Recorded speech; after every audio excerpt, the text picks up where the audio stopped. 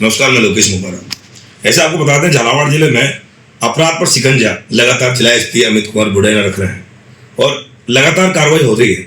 तो कई मामले ऐसे आते हैं जो हम लोगों के लिए भी नए होते हैं। जैसे बहुत सारे मामले साइबर के जुड़े हुए, चाहे वो चीट फंड हो, चाहे वो साइबर ठगी हो, ऐसे कई मामले हुए झालावाड़ जिले में जिनके खुलासे बड़े रूप में हुए हैं। राजस्थान में भी इस ऐसे केसों को पब्लिक ने काफी सहारा और जिस तरह से आज डीवाईएसपी के साथ मैं बैठा हूँ प्रेम कुमार चौधरी के साथ, बात करते हैं म्यूल हंटर को लेकर, साइबर क्राइम को लेकर।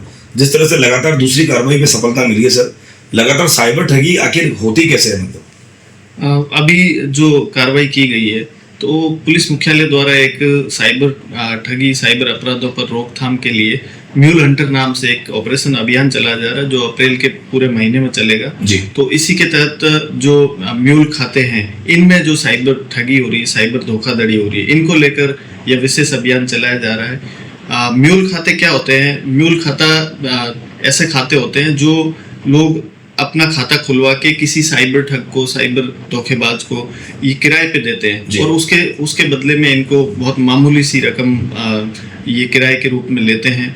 और इन खातों का उपयोग इसलिए साइबर ठग इसलिए करते हैं ताकि वो इतना जल्दी से, इतना आसानी से पकड़ में नहीं आए, और एक तरह से मास्किंग के रूप में इन खातों का प्रयोग करते हैं ताकि खुद की पहचान उजागर होने से बच पाएं। सर, मेरा एक सवाल है, जिस तरह से साइबर ठगी में लंबी शिकायतें होती है, अपराधी अभी भी दूर होते हैं चीजों से, लेकिन जो ऑनलाइन शिकायत के जो घटनाक्रम पूरा हुआ है, तो क्या पूरे देश में इसकी शिकायत होती है? जिस तरह से आरोपी जो साइबर फ्रॉड है, इसके संबंध में सरकार ने जो national cyber crime reporting portal है वो बना रखा है, और जो व्यक्ति जिनके साथ में साइबर धोखाधड़ी हुई है वो 1930 पर कॉल करके भी इस संबंध में अपनी जानकारी देते हैं।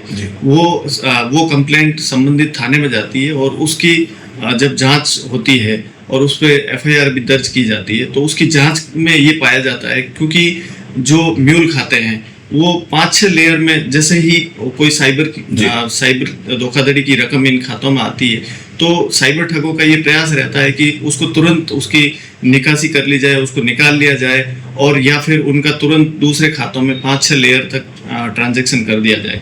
तो जो शिकायतें साइबर पोर्टल पर प्राप्त होती है उन पर जांच की जाती है, जैसा कि इन दोनों भवानी मंडी थाना के दोनों केसेस में हुआ कि ये लोग जो शेयर मार्केट है, शेयर मार्केट में पैसा लगाने को, इन्वेस्टमेंट को लेकर, और उस पैसे को डबल करने के नाम पर धोखाधड़ी करते थे, ऐसा अभी तक की जांच में सामने आया है।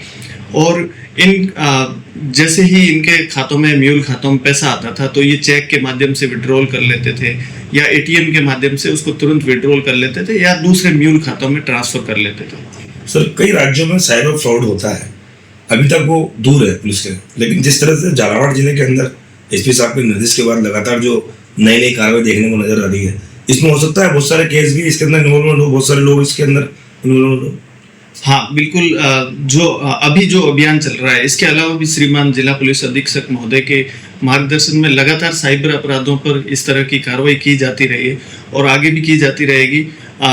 जैसा कि आपको विदित है कि ये 2 एफआईआर पिछले 7 दिन में हुई है, तो एफआईआर दर्ज होने से ही जो साइबर अपराधियों की कमर टूटेगी और साइबर अपराधों पर शिकंजा कसेगा। जी, बैंकों में से इसकी डिटेल लेने हम जाते हैं, जैसे आपने कहा कि बैंक से इसकी हम पूरी जानकारी लेते हैं, तो क्या इसके लिए हमें बैंक वाले से पहले से बात करनी पड़ती है, हमें एफआईआर की कॉपी दिखाकर उससे बात करनी पड़ती है? हाँ, जो हमें बैंक से जो रिकॉर्ड चाहिए होता है वो हम 94 BNSS के तहत वो एफआईआर का हवाला देकर उनको बाकायदा रिकॉर्ड प्रस्तुत करने के लिए एक लेटर लिखते हैं, और उस लेटर के जवाब में वो हमें उस खाते के संबंध में जो म्यूल खाता है, और हम बैंक को ये भी अवगत कराते हैं कि ये खाता म्यूल खाते के रूप में उपयोग में लाया जा रहा है, और उसके बाद में वो हमें पूरा रिकॉर्ड उपलब्ध कराते हैं। आज भी सर आसानी से लोग साइबर ठगी के चुंगल में कैसे आ जाते हैं, क्योंकि इतने समझदार होने के बाद भी इसकी ठगी का शिकार होते हैं? सर, वो साइबर ठगी का जो सबसे बड़ा कारण है वो है हमारा लालच।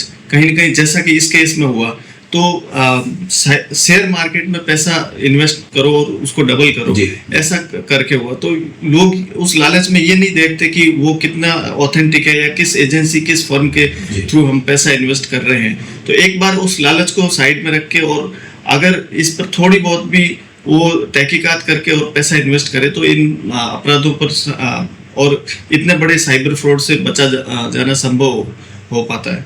मैं स्थानीय स्तर की बात करूंगा तो भवानी मंडी के बछपाड़ में राजेश को गिरफ्तार किया है, तो क्या उसके पुराने कहीं ना कहीं केस थे या कहीं और राज्य में उसकी एफआईआर दर्ज थी, या उसको कैसे हमने हैंडल किया उस पूरे केस? जैसा कि मैंने बताया कि इनके संबंध में हमें लगभग 60 या 70 के आसपास हमें ऑनलाइन शिकायतें प्राप्त हुई। जो शिकायत किसी भी साइबर धोखाधड़ी के रूप में जो मैंने साइबर पोर्टल बताया, तो उस पर इस तरह की शिकायतें प्राप्त होती है। उस समन्वय पोर्टल के माध्यम से जहाँ के वो साइबर ठग होते हैं, निवासी होते हैं, तो उसके माध्यम से उनकी तस्दीक में यहाँ थानों पर वो प्राप्त होती है। और जैसा कि इसमें हुआ, तो उन शिकायतों के आधार पर जब हमने तहकीकात की तो राजेश राठौड़ के रूप में जो व्यक्ति हमने गिरफ्तार किया, तो उसमें ये जिनसे हमने लगभग 50 के ऊपर एटीएम, चेकबुक, पासबुक और ये भी जब किए, जिनका भी रिकॉर्ड हम खंगाल रहे हैं कि उसमें लगभग कितने रुपए के बैंक से हमने रिकॉर्ड प्राप्त किया है कि कितने रुपयों की धोखाधड़ी इन्होंने पिछले वर्षों में की है।